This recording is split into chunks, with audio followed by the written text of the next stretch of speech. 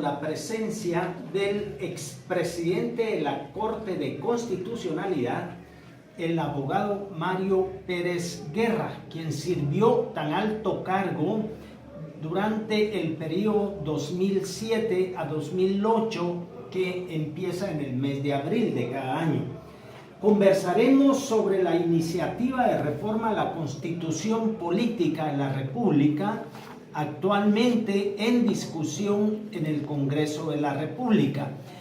Licenciado Mario Pérez Guerra, sea usted bienvenido a Tribuna Nacional. Y este programa se ha diseñado con la finalidad de ilustrar al soberano pueblo de Guatemala sobre lo que es realmente una reforma a la Constitución y sus aspectos más importantes. Todo parte de algo ya establecido en la Constitución Política de la República de Guatemala. La soberanía radica en el pueblo, es decir, y el poder proviene del pueblo.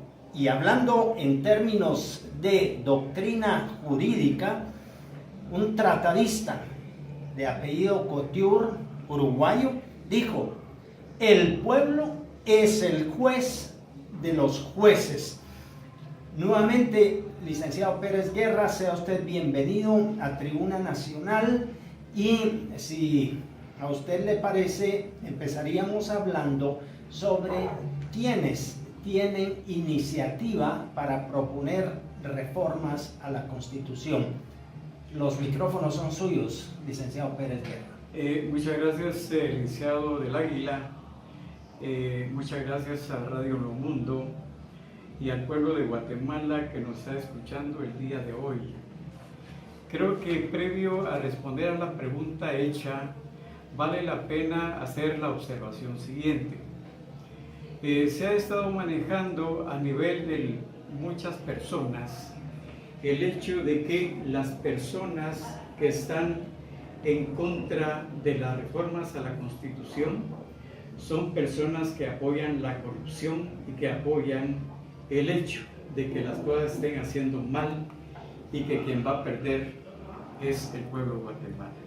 Realmente, cuando conversemos más adelante, efectivamente, creería yo que las reformas son muy buenas para la Constitución, pero sí hay que buscarles la forma correcta.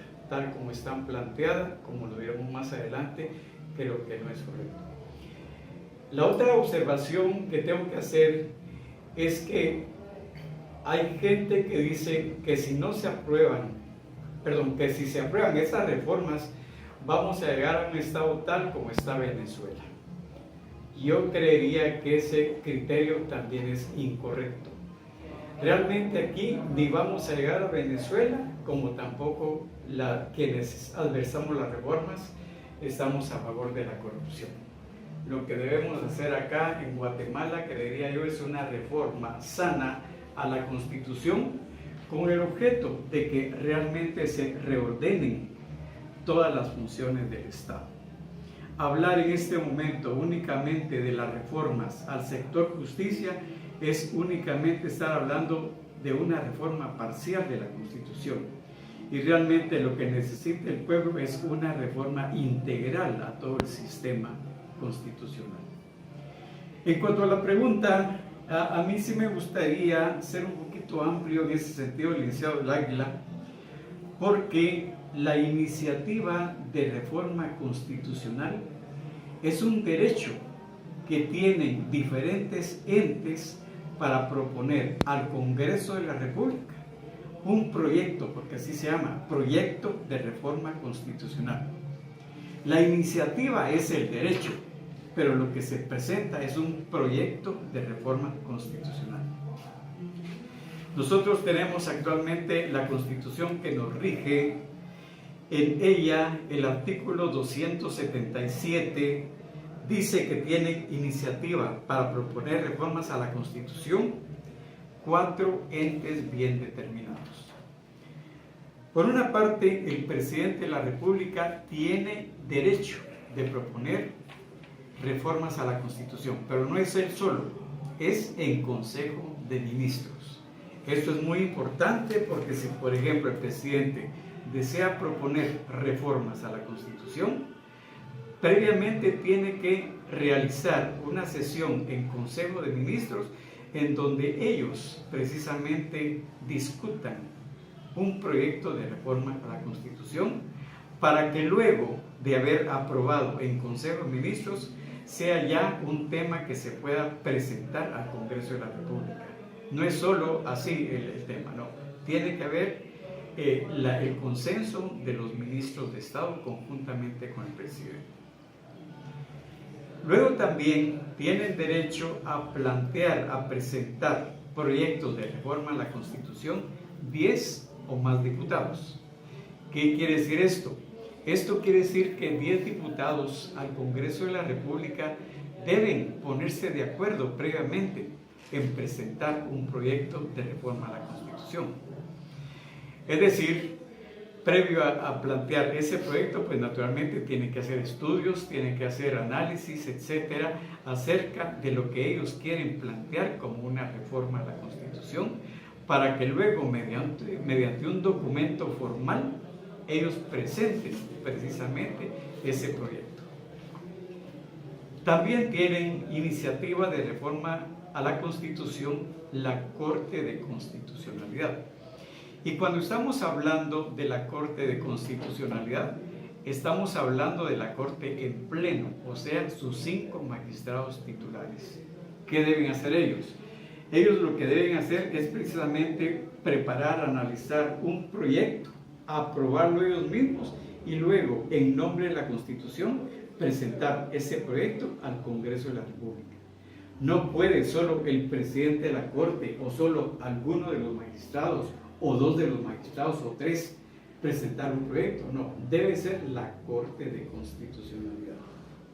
Y por último, y es el gran derecho a que tenemos todos los guatemaltecos, y por eso yo agradezco mucho esta posibilidad, porque tenemos que decirle al pueblo de Guatemala que nosotros también como pueblo podemos presentar nuestro proyecto de reforma constitucional. Por supuesto hay que llenar ciertos requisitos. ¿Cuáles son los principales? Los principales son de que tenemos que conversar un buen grupo de ciudadanos acerca de las reformas que queremos, consensuarlas y luego platicarlas o la posibilidad de que 5,000 ciudadanos las conozcan para que seamos 5,000 ciudadanos quienes presentemos esas reformas al Congreso de la República. Esos son los 4 entes que la Constitución Política de la República tiene como legitimados para presentar reformas a la Constitución. Disculpe, licenciado, para los oyentes que recién nos hubieran sintonizado, estamos conversando con el expresidente de la Corte de Constitucionalidad, el abogado Mario Pérez Guerra, quien fungió en tan alta magistratura del 2007 al 2008. Y el tema es reforma a la Constitución, empezando por el artículo 277 de la Constitución Política de la República, en cuanto a los que tienen iniciativa para proponer una reforma. Por favor, licenciado Pérez Guerra. Sí, efectivamente, entonces, una vez que efectivamente, ya sea cualesquiera de estos entes presenten su proyecto de reforma a la Constitución, es muy importante lo siguiente: el Congreso de la República, cuando ya tiene en sus manos este documento, llamémosle de alguna manera, deja de ser el Congreso de la República, que es el encargado de las leyes ordinarias, y pasa a ser un ente diferente, como lo es el Congreso de la República, como poder constituir para poder hacer reformas a la Constitución. Es decir, no es una sesión simple, es una sesión muy solemne. Incluso quiero plantearle al licenciado El Águila que para este tipo de sesiones no hay ningún reglamento, no hay ninguna normativa que deba seguirse para la discusión y aprobación de estas reformas constitucionales.